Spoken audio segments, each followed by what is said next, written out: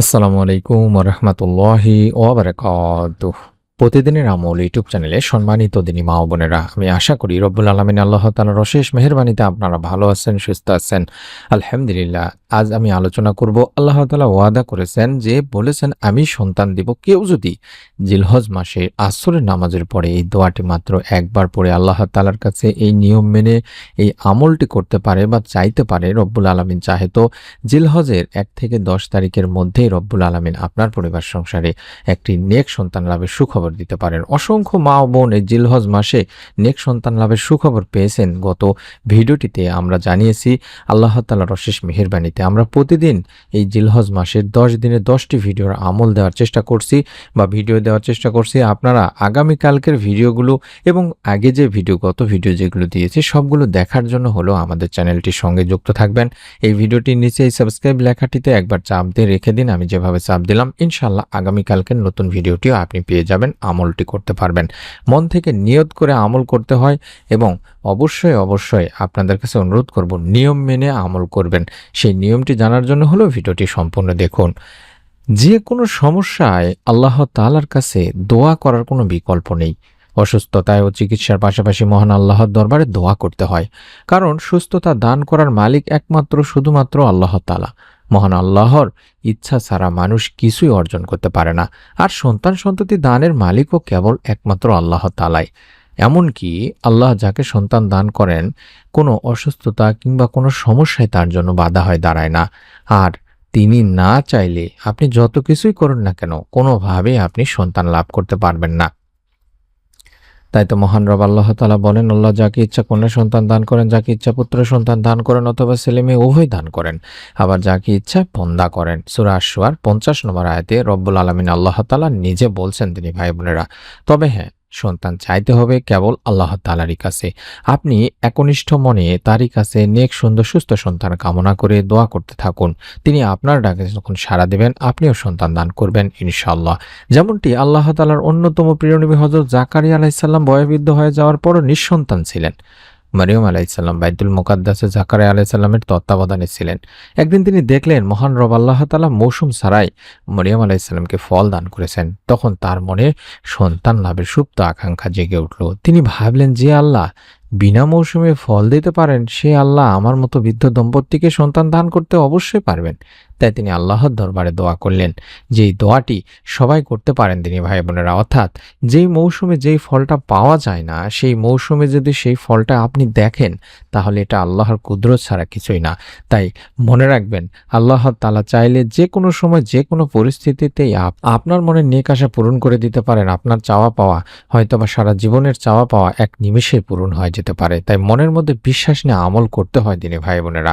আমি প্রথমেই আল্লাহ তাআলার যে দোয়াটি শিখিয়ে দিয়েছেন, তার বান্দাদেরকে করার জন্য বলেছেন, সেই দোয়াটি শিখিয়ে দিচ্ছি। তারপরে নিয়ম সহকারে আমলটি বলে দেব, কি নিয়মে করলে আল্লাহ তাআলা দোয়া কবুল করবেন বলেছেন সেই নিয়মটি।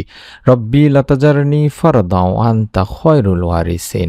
এই দোয়াটি আপনাকে পড়তে হবে। কতবার পড়বেন, কিভাবে পড়বেন, নিয়ম কি, তার বিস্তারিত কিছুক্ষণের মধ্যে বলে দিচ্ছি। আপনাদের কাজ হলো এই দোয়াটার আরবি এবং বাংলা দুটি উচ্চারণই দেখতে পাচ্ছেন, স্ক্রিনের মধ্যে লিখে দিয়েছি, সংগ্রহ করে নিন, ছবি উঠায় নিন, স্ক্রিনশট নিন, লিখে নিন। আমি দোয়াটি আবারও দেখাবো, কোনো সমস্যা নেই, আবারও বলবো। রব্বি লা তাজারনি ফারদাও আনতা খায়রুল ওয়ারিসিন। এই দোয়াটির অর্থ বা এই দোয়াটিতে আমরা বলছি যে, হে আমার রব, হে আল্লাহ, আমাকে একা রেখো না, তুমি তো সর্বোত্তম উত্তরাধিকারী, অর্থাৎ নেক সন্তান দানের অধিকারী। সূরা আম্বিয়ার 89 নম্বর আয়াতে বলা হচ্ছে। অতএব আপনি দোয়াটি করতে থাকুন, ইনশাআল্লাহ আল্লাহ আপনাকে নেক সন্তান দান করবেনই করবেন। আমি আমার দিনী ভাই বোনদের কাছে অনুরোধ করব, আমলটি করার চেষ্টা করবেন পবিত্র জিলহজ মাসের আসরের নামাজের পরে। চলছে জিলহজ মাস, আজকে ৬ষ্ঠতম দিন। আপনারা আজকের দিনে অবশ্যই আমলটি করবেনই করবেন। আসরের নামাজ পড়ে আমলটি করবেন এই জন্যে যে আবু হুরায়রা রাদিয়াল্লাহু তাআলা আনহু থেকে একটা হাদিস পাওয়া যায়, যেখানে আল্লাহ রাসূল সাল্লাল্লাহু আলাইহি সাল্লাম নিজে বলেছেন, ফেরেশতারা পালাবদল করে তোমাদের মাঝে এসে থাকেন, একদল দিনে একদল রাতে। আসর ও ফজরের সালাতে উভয় দল একত্র হয়। অতঃপর তোমাদের রাত যাপনকারী দলটি উঠে যায়। তখন আল্লাহ তাআলা তাদের জিজ্ঞাসা করেন, আমার বান্দাদের কোন অবস্থায় রেখে এলে? অবশ্য আল্লাহ তাআলা নিজেই সবচেয়ে বেশি ভালো জানেন। উত্তরে ফেরেশতারা বলেন, আমরা আপনার বান্দাদের সালাতে রেখে এসেছি, আর যখন আমরা গিয়েছিলাম তখনও তারা সালাত আদায়রতই ছিল। বুখারী শরীফের একটি হাদিস। তাহলে আমরা যদি এই সময়ে আমলটি করতে পারি, তাহলে ফেরেশতারা রব্বুল আলামিন আল্লাহ তাআলার কাছে আমাদের বিষয়ে সালাতে আছে কিংবা দোয়া করছি এই বিষয়টি আল্লাহ তাআলার কাছে উপস্থাপন করবেন তিনি, ভাই বোনেরা।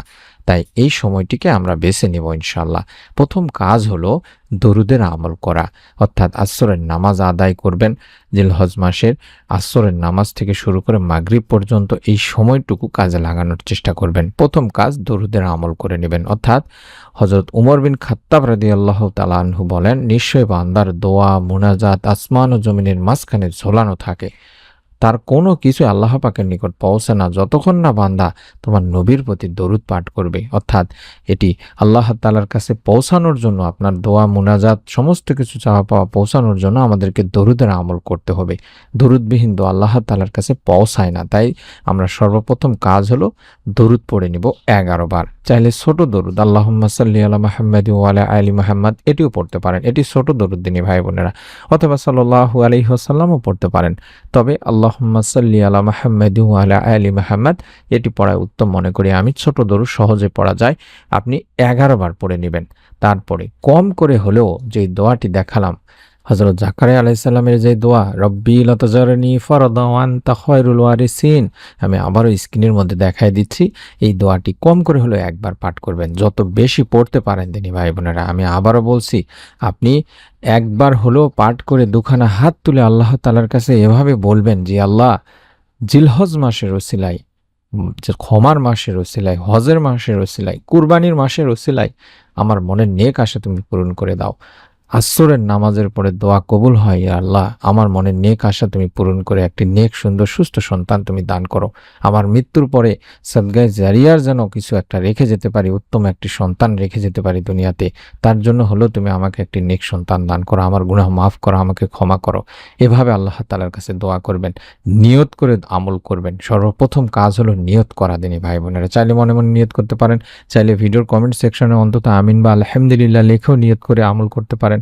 আরেকটি কাজ করবেন, সেটি হলো আপনি শুধু নিজে আমল করবেন না, আপনার আত্মীয় স্বজন, কাছের মানুষজন সকলের জন্য আমল করবেন, দোয়া করবেন। বিশেষ করে যারা ভিডিওর কমেন্ট সেকশনে দোয়া চাচ্ছেন, যে সমস্ত মা ও বোনেরা কান্নাকাটি করছেন, বছরের পর বছর আল্লাহ তাআলার কাছে দোয়া করছেন, তাদের জন্য বেশি বেশি দোয়া করবেন। আপনার হয়তো বিশ্বাস করবেন কিনা, আমরা প্রত্যেক জুমার দিন বিশেষ করে যে সমস্ত মা ও বোনের সন্তান নেই, সন্তান হয় না, আমাদের কাছে দোয়া চান কমেন্টে, তাদের জন্য মন থেকে দোয়া করি, স্পেশালি দোয়া করি সেই সমস্ত দিনে মা বোনদের যারা আমাদের কমেন্ট সেকশনে দোয়া চান তাদের জন্য। তাই অবশ্যই দোয়া করুন, দোয়া চান, দুটি সুন্নত। রব্বুল আলামিন আপনাকেও অবশ্যই ইনশাআল্লাহ এই জিলহজ মাসের মধ্যে একটি নেক সুন্দর সুস্থ সন্তান লাভের সুসংবাদ ইনশাআল্লাহ দান করবেনই করবেন। তাই আবারও বলছি, নিয়ত করে আমল করুন এবং আগামীকাল 7 জিলহজ সেই ভিডিওটি পাওয়ার জন্য অবশ্যই চ্যানেলটি সাবস্ক্রাইব করে বেল বাটনটি অন করে রাখুন। আমি যেভাবে সাবস্ক্রাইব করা দেখালাম, এই বাটনটি ভিডিওটির নিচে আছে, অনেকেই খুঁজে পাচ্ছেন না, একটু কষ্ট করে দেখুন, বাম পাশে আছে, হয়তো একবার চাপ দিয়ে রেখে দিন। আল্লাহ তাআলা আপনাদের সকলকে আমলের ওসিলায় একটি নেক সুন্দর সুস্থ সন্তান দানের সুখবর দান করুন, আমিন। আসসালামু আলাইকুম ওয়া রাহমাতুল্লাহি ওয়া বারাকাতুহু।